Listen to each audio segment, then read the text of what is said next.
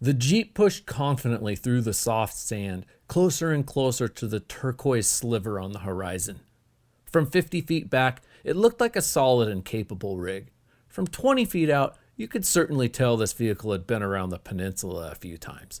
And if you were walking up to it at a used car lot, you'd be spinning around and ducking the greaser salesman and wrinkled slacks striding your way. At the rental facility where I first hopped in and went to let out the clutch in first gear, I shivered with doubt. Yep, it's a well-used rental rig, all right. When you want a 4x4 for remote desert exploration, you want a stick shift. And when you get a stick shift in a Mexican resort town, it's been driven by a lot of people who've only driven automatics. This poor Jeep had been through the ringer, and I felt sympathy for it like an abused dog as we filled it up with fishing gear, ice, and boxes of beer. Reluctantly, we headed away from civilization and towards the Baja backcountry, skeptical of just how far this rig would take us. At the time, I'd been fishing down in Baja a few times, 6 or so trips at that point. No veteran of the game by any stretch, but I'd started to get a basic lay of the land and gain some understanding of places that I may be able to find and target rooster fish. Those are the fish we all dream of, right? Well, at least I do. And even though I'd been fishing for roosters in Baja more than a handful of times, I'd never been able to land anything but juveniles. With each trip down, I'd set expectations with a healthy dose of skeptical optimism, comparing outcomes to steelhead trips. Well, maybe winter run steelhead trips. Meaning I'd hope not to land the standard fish a day, but simply for a shot at a fish a day, and landing a single, non-juvenile fish for the trip. I knew how to keep my dreams in check, and I knew my attitude about how I wanted to fish was not aiding in my odds. I was beginning to discover that I'm the kind of person who is drawn to doing things the hard way, or for some reason, I just think certain ways of trying things are more interesting than others. By interesting, I guess I mean there are lots of unknown variables and outcomes. And this kind of approach, when done by choice, is just intriguing to me. The chance to DIY a trip from the tarmac on, the choice of no guide, no ponga, no ATV, no live bait or teaser rod. Sure, those things all make perfect sense and greatly aid in success, which is why they are all ever more common now along the coastlines of Baja. But how rewarding would it be to catch my first rooster fish without any of those advantages? That question repeated over and over in my head as a twisting ribbon of asphalt rolled out over meandering skylines of cactus, brush, and rock. I wanted to find rooster fishing success on my own terms. I wanted to bring my first good rooster to hand via an experience entirely of my own creation. For me, if all the progress and failures added up over the years could at some point result in catching a fish the hardest way possible, then everything ever after would be icing on the cake. I didn't really know why this felt so natural to me, but it totally did. Like I had accepted stacking the deck this way as my own initiation challenge, a self-imposed benchmark I wanted to earn, failure after failure, no matter how many years it took.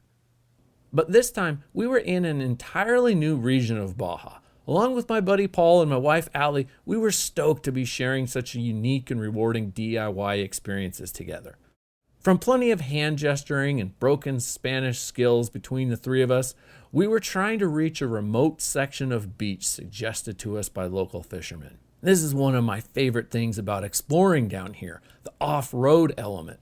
Via miles of 2-track roads, rock gardens, washed-out dry creek crossings, and towering cardone cactuses, we were closing in on this new beach access. And it was plain to see that this beach was not often visited by vehicle, at least not by those without 4x4, nerves of steel, and skill behind the wheel.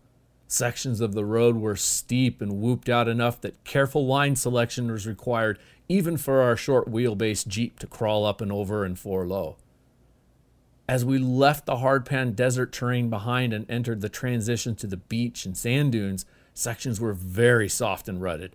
We stopped to air down the tires and expand our tread's footprint and add flotation. A balance of throttle control and momentum delivered us the final miles to reach the end of the road in an ideal parking place overlooking miles of white sandy beach. What a place to be. I flung the door open and shot from the driver's seat, almost overcome and practically vibrating with excitement and anticipation. Rather frantically, I began digging into the back of the rig, gathering up my pack, jamming my bare feet into the smelly old running shoes, and poking a few Takati lights into the last bits of space in my pockets. Around that time, Allie pointed out the concept of lunch, and I was reminded I would need something to eat before heading out to make the most of this day at the beach. We popped the lid from the squeaky white foam cooler and prepared a proper Baja lunch. Mashed up local avocado and cheese with hot sauce atop of fresh tortillas. Simple perfection. A few liquor drinks might hit the spot too, as Allie mixed up another favorite containing Bacardi Añejo, soda, and piña juice. After a few of each, we were primed and ready to make the most of this day, which was off to a start straight out of dreary winter daydreams. We plucked our 10-weight rods from the windshield wipers and headed in the direction we'd seen bait shifting and darting in the waves. Like the archery hunting elk, which I love so much, success could be found on any rookie's first day, or it could take years for all the elements to align and come to fruition. Except roosterfish don't bugle or leave tracks.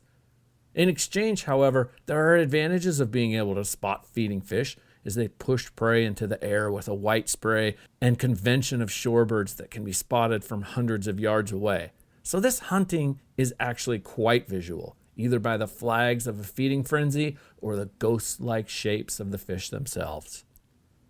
And what's always amazing to me is just how far away fish can be seen along these beaches.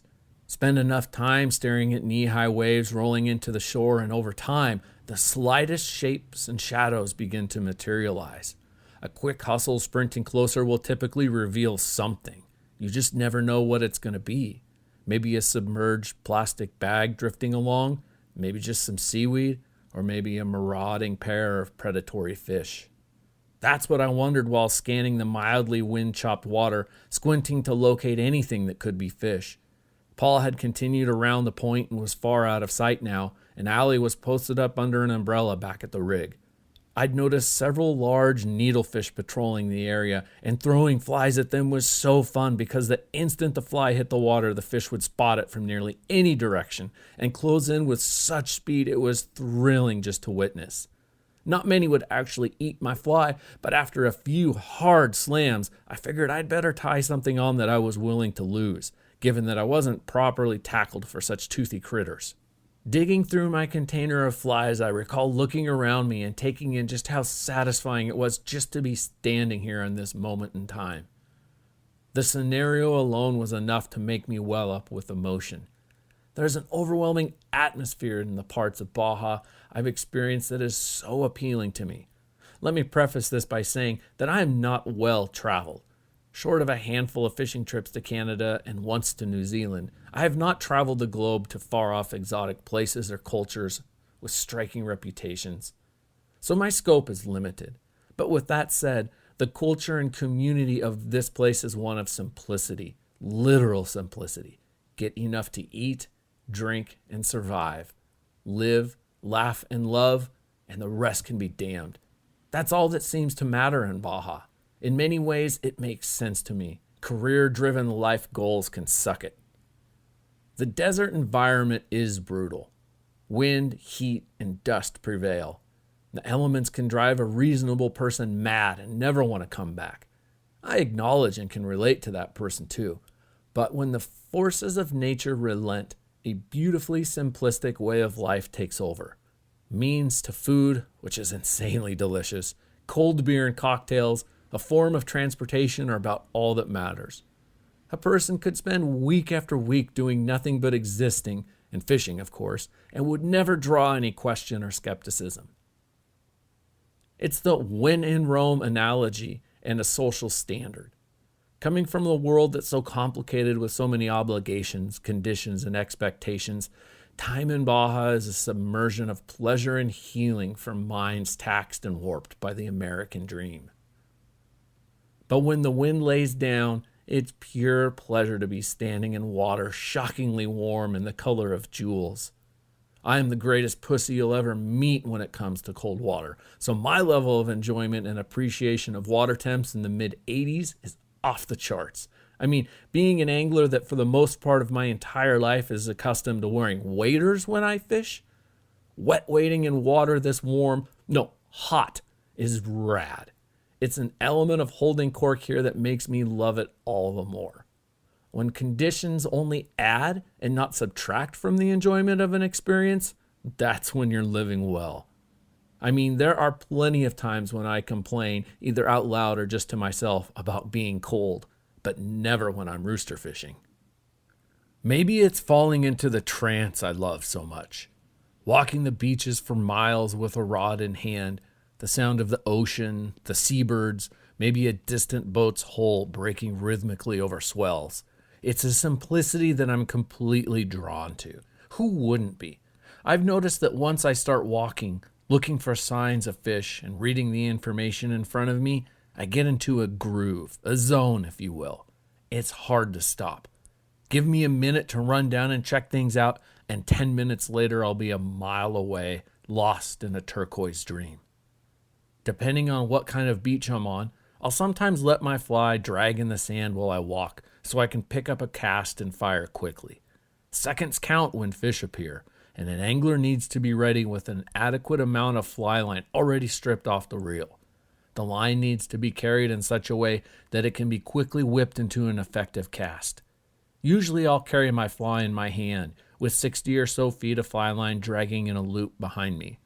But one particularly long walk a few days prior, I'd let my fly just drag through the sand. I'd since noticed that the hook had been worn down considerably by this, so I demoted the fly to the JV roster.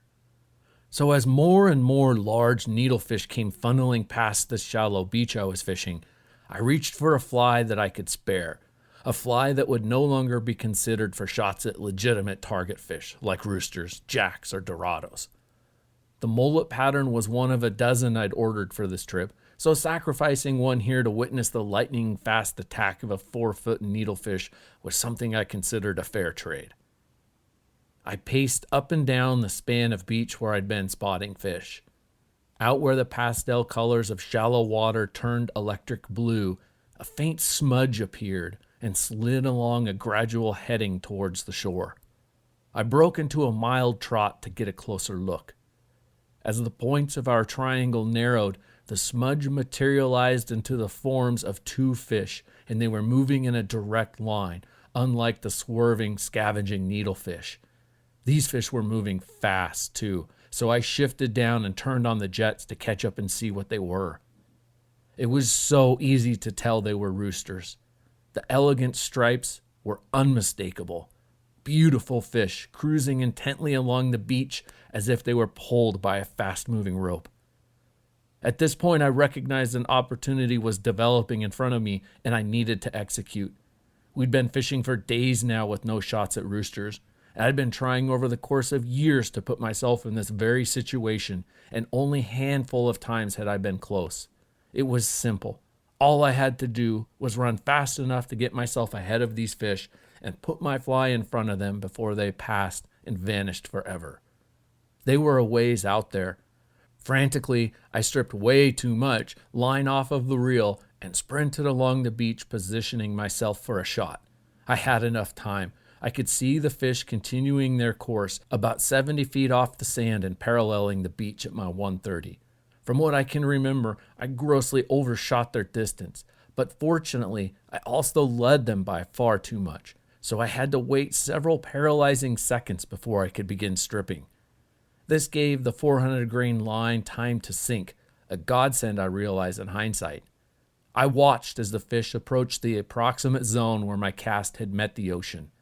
I didn't want to strip too early and pull my fly out of range before they saw it, but I certainly didn't want to wait till they were over my line and have the fly escape behind them without drawing their attention. Somewhere in the middle, I began stripping, cautious at first, stuck in the limbo of the scenario. Then, without question, I saw the behavior of the fish change.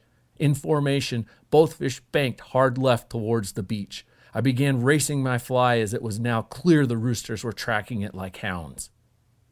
My dad fell in love with Baja over the bars of a motorcycle. The unlimited freedom of being a rogue silhouette on the desert skyline was where he felt at home and found his comfort. And Baja was the canvas in which he painted himself into, returning home with wild-eyed stories of how wonderful life on the peninsula was.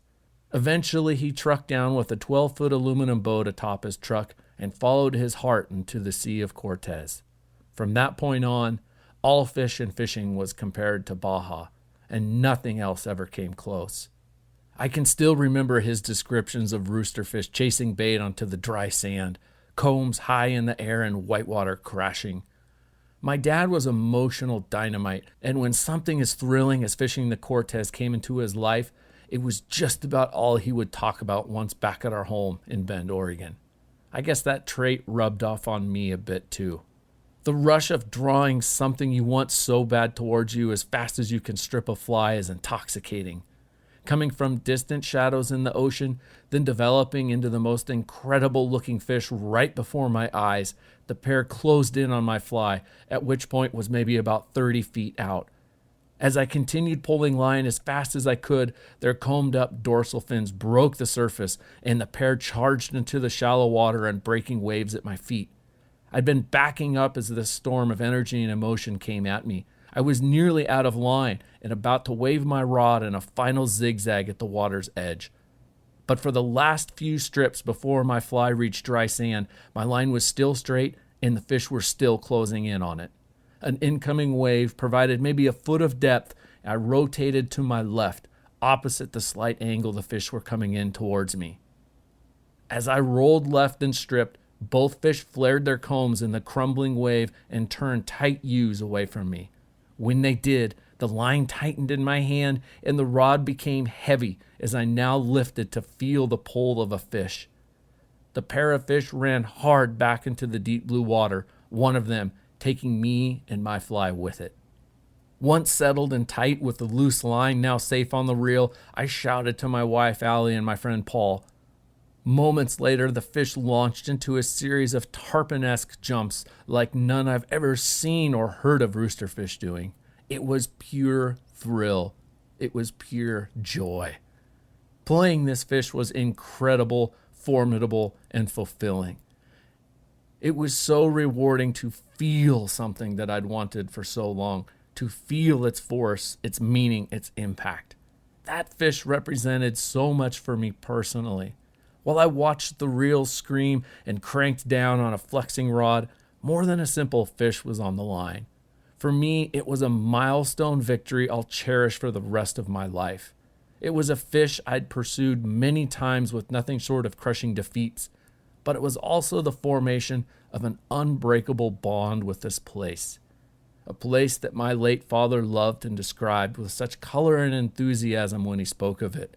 And now a place that he and I share together, if never at the same time.